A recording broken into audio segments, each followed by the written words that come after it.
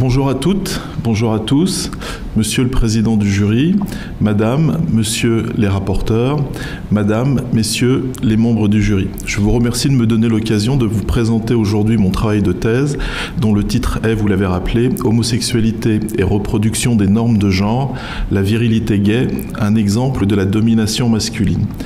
Avant de commencer, permettez-moi de rappeler que mon sujet traite de l'homosexualité masculine, même si je ne le précise pas à chaque fois que j'utilise le terme homosexualité.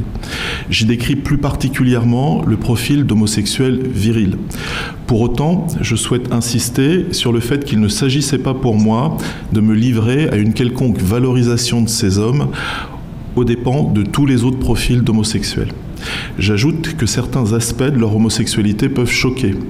Je préfère annoncer que les termes du langage vernaculaire usité dans le milieu homosexuel, tout comme dans la thèse, les propos retranscrits d'interviewés, les citations d'auteurs, les photos et dessins d'hommes partiellement dévêtus constituent les données rassemblées lors de mon enquête. Enfin, je rappelle que je ne place en aucune façon mon travail dans le registre de la morale et m'efforce sans sarcasme, sans condescendance, sans mépris et sans condamnation de décrire ces hommes tels qu'ils me sont apparus lors de mon travail de terrain. Aujourd'hui, dans les 20 minutes qui me sont imparties, après mon introduction, je vous présenterai dans un premier temps les éléments de méthodologie de mon travail, puis les résultats obtenus et finirait par une conclusion. Folle, fiotte, femmelette, gonzesse, tapette, pédale, tante, tata, tantouse, tarlouse, tapiole, tafiole, travelot, lope ou encore lopette ou coiffeuse sont des insultes adressées à des homosexuels. Elles mettent en lumière une image féminisée et dépréciée de l'homosexualité masculine où ces hommes, dans le sens commun, sont vus comme des femmes.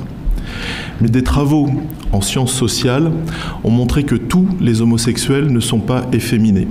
Certains, dans une volonté manifeste de contestation du stigmate de l'efféminement et de retournement de celui de l'homosexualité, exposent même tous les attributs valorisés de la virilité. Les muscles, principalement, mais aussi les barbes et moustaches, les cheveux courts ou les crânes rasés, la pilosité corporelle, les tatouages, la consommation de cigares ou celle excessive d'alcool, l'exercice de métiers nécessitant l'usage de la force physique ou encore la pratique de sports de force. Leur démarche n'est pas fortuite et m'a conduit à poser comme hypothèse qu'elle révèle leur volonté d'apparaître comme de vrais hommes dont l'orientation sexuelle ne serait qu'une caractéristique et non l'essence de ce qu'ils sont. Elle laisserait à penser à une forme de virilisme qui chez eux aussi viserait à mettre à distance les plus féminins. Qui sont ces hommes? Comment les définir et comment se définissent-ils? Se considèrent-ils tous comme virils? Quelles sont leurs motivations à la construction d'un corps musclé? Comment envisagent-ils l'efféminement associé aux homosexuels? Quelles relations entretiennent-ils avec les autres gays et notamment avec les efféminés? Vivent-ils en vase clos, ne fréquentant que leurs semblables? Quelle est leur place au sein de la culture gay? Pour répondre à ces questions, j'ai articulé mon travail autour des concepts des sociologies, de l'homosexualité, du genre, du corps et du sport, en ce qu'ils m'ont permis d'étudier les mises en scène du corps homosexuel. Ainsi, j'ai souhaité, au cours d'un travail de terrain commencé en 2020, dans la continuité d'un master en études sur le genre débuté en 2018, aller à leur rencontre. Mes mémoires de master portant en M1 sur les boxeurs gays, puis en M2 sur les bears, les ours en français, sous-groupe de l'homosexualité masculine valorisant la corpulence et la pilosité, m'avaient en quelque sorte ouvert la voie. J'y avais observé que des homosexuels s'appropriaient pleinement les attributs valorisés de la virilité à l'encontre de l'image d'efféminement qui leur est souvent associée. La réponse d'un interviewé opposant en des termes fleuris les virils et les efféminés, bien qu'ils partagent les mêmes pratiques sexuelles, souleva une première interrogation. Pourquoi une telle distinction pour des hommes qu'ils disaient pareillement pénétrés? Inscrit en thèse en 2020, je décide dans une démarche socio-anthropologique de poursuivre mes recherches. Immergé dans des univers que je ne connaissais pas, mon acculturation s'est faite progressivement. Je ne cache pas que mon orientation sexuelle a guidé ma volonté de travailler sur ce thème. Elle aurait pu constituer un biais à mon travail que je me suis efforcé de réaliser avec la rigueur méthodologique attendue pour une étude sociologique. Je reconnais également qu'elle s'est avérée un atout me permettant d'accéder à des informations plus facilement que si je m'étais présenté en tant qu'hétérosexuel. Pour ce qui est de ma méthodologie, j'ai identifié 3 terrains d'études. Dès le début, je me suis retrouvé confronté à une première difficulté concernant la localisation de ces hommes. Mais parce que la virilité s'entend principalement par le corps fort, le sport LGBT, au travers des associations avec lesquelles j'ai pris contact, m'a permis de réaliser une trentaine d'entretiens semi-directifs, en face à face ou à distance, auprès de sportifs homosexuels amateurs. Je présente, tout au long de mon texte, certains extraits de mes échanges avec eux qui illustrent mon propos. Découvrant qu'en France et en Europe se déroulent dans des lieux impudiques et libertins nombre d'événements festifs gays destinés à ces homosexuels virils, donnant lieu parfois à l'organisation entre guillemets de concours de beauté, je me suis rendu pour des observations participantes à Berlin, Amsterdam, Bruxelles, Anvers, Brighton, Madrid, Sitges, Torremolinos, Maspalomas et Paris.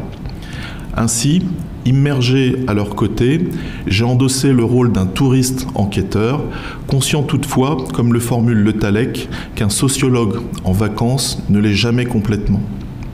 Enfin, parce qu'Internet et les réseaux sociaux, au-delà des frontières hexagonales, permettent l'exposition de photos à ceux qui les utilisent, j'ai pu par ce biais obtenir des centaines de clichés d'hommes partiellement dévêtus qui montrent leur corps viril. Ainsi, progressivement, une base de données pour une sociologie visuelle s'est mise en place, consistant à repérer, agréger, classer, interpréter les images obtenues, travail que je souhaiterais approfondir par la suite. Ma thèse, présentée en 4 parties, me permet, dans un premier temps, de relater mes observations participantes au travers de mes comptes rendus des lieux visités, tous constituant autant d'hétérotopies au sens où l'entendait Foucault. Dans une deuxième partie, je présente d'autres lieux réels ou virtuels où la virilité homosexuelle se donne à voir. Terrain ou salle de sport, médias, Internet, bande dessinée, pornographie. Dans un 3e chapitre, j'ai souhaité replacer cette virilité dans une continuité historique, non pas depuis l'Antiquité, comme je l'avais envisagé au départ, mais depuis la fin du XIXe siècle, montrant la forte influence de la culture états-unienne. Enfin, dans une 4e partie, j'ai voulu compléter ma thèse par les significations à donner à la volonté de ces hommes d'apparaître virils. Pour ce qui est de mes résultats, mon premier constat est de dire que la virilité homosexuelle existe et que cette expression ne constitue pas un oxymore. Des homosexuels au corps fort sont bien présents parmi les gays. Pour les décrire, j'ai repris le terme de musculinité proposé par Melly Freyss. Il est la fusion des mots muscularité et masculinité en lien avec la virilité. Il se veut l'expression imagée du modèle.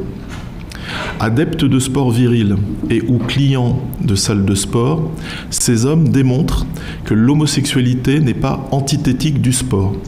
Quelle que soit la pratique sportive, elle leur permet, comme tout un chacun, de muscler leur corps et d'obtenir des volumes musculaires différents, classés selon 3 catégories, endomorphes, mésomorphes ou ectomorphes, exposant des silhouettes musclées différentes. Mais sans être fort Peut-on être viril? Mon travail montre que la virilité s'entend aussi socialement, sans être forcément attachée au corps fort. Des comportements, des attitudes, une exis, des activités, des métiers et bien sûr la pratique de certains sports peuvent conférer une image de virilité sans nécessairement être uniquement attachés à la force physique. Sur le modèle de musculinité, je propose le néologisme sociolinité pour décrire dans l'espace public les hommes qui se situent dans le registre de la virilité sociale. De même, puisqu'il s'agit d'homosexuels que le sens commun associe à l'efféminement, peut-on voir de la virilité dans leur sexualité? La taille du sexe ou l'ethnicité sont des critères retenus. Mais l'image de virilité sexuelle s'entend surtout à ceux qui utilisent des accessoires ou des vêtements en cuir dans une finalité érotico-sexuelle qui les associe au BDSM, univers où les relations de domination acceptées entre partenaires sont une caractéristique. Je propose ainsi le terme de sexulinité pour décrire dans la relation sexuelle ceux qui exposent une image de virilité, surtout lorsqu'ils possèdent un corps musclé. Enfin, parce que l'âge et les poils blancs, dans l'homosexualité masculine, sont des caractéristiques associées aux daddies plus âgés, à la virilité reconnue, je propose le terme de maturilité qui conviendrait à ce profil spécifique. Il est à noter que la versatilité étant de mise pour nombre d'homosexuels, quelles que soient les formes de virilité affichées, le rôle de passif, pénétrer, dominer, n'entache pas la virilité de ces hommes. Forts, corpulents et poilus, à l'exis masculine, ne sont pas vus moins virils parce que pénétrés. En anglais, le terme de power bottom, puissant pénétré, est utilisé dans le monde gay pour les identifier. Certains, loin d'être des passifs pénétrés, dominés par leur partenaire, se montrent proactifs dans la relation sexuelle. Pour les décrire, le terme de circluant, en opposition à celui de circluer, est utilisé par Maya Mazoret et convient à ceux qui, bien que pénétrés, se montrent plus entreprenants lors des relations sexuelles. Mais pour ces hommes, l'indifférence du statut sexuel, sujet ou objet, ne saurait effacer la différence des genres. Par conséquent, plus que la remise en cause des rôles de sexe, ces homosexuels virils sont attachés à des rôles de genre en toute conformité avec les principes de la masculinité hégémonique où masculin et féminin sont vus comme deux pôles opposés et dissymétriques. Mais pour brouiller davantage les pistes et semer du trouble dans le genre, comme l'indique le titre de l'ouvrage de Butler, quelques power bottom revendiquent leur efféminement.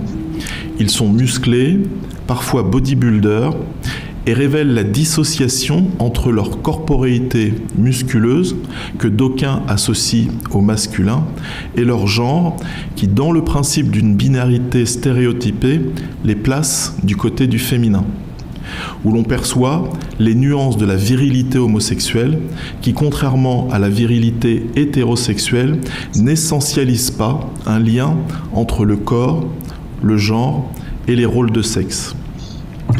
M'inspirant de Connell, qui a théorisé le concept des masculinités, je peux dire qu'il ne s'agit donc pas simplement de la virilité, mais des virilités homosexuelles. Toutes valorisées dans le milieu gay, surtout lorsqu'elles sont exaltées par un corps musclé.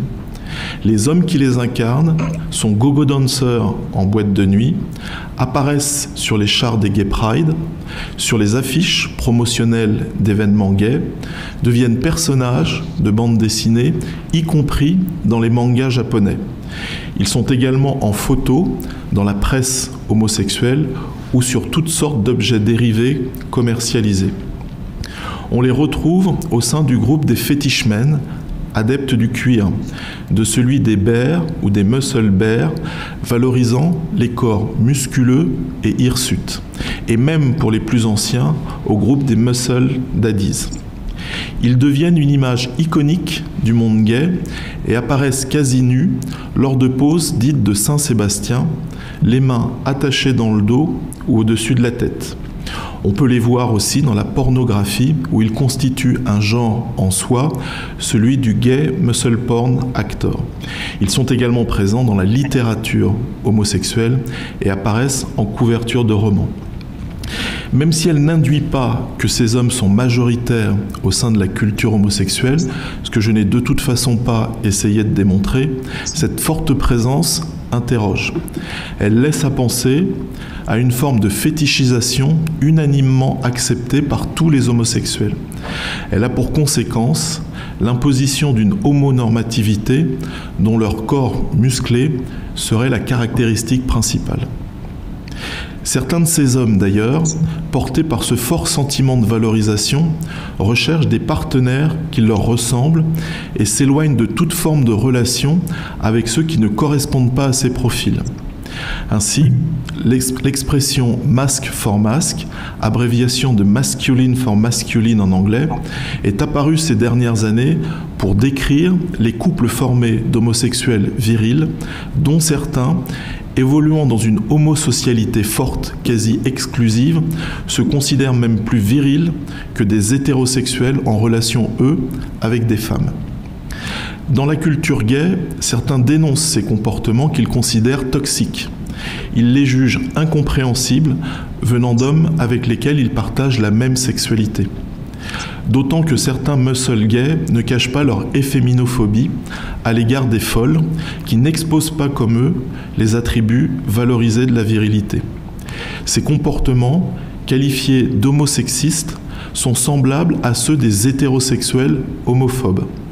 Ils révèlent chez certains de ces muscle gays une volonté de proximité plus importante avec les hétérosexuels qu'avec les autres homosexuels, comme si leur sexualité n'était pas un obstacle à leur statut de vrais hommes, comme je le formulais en hypothèse.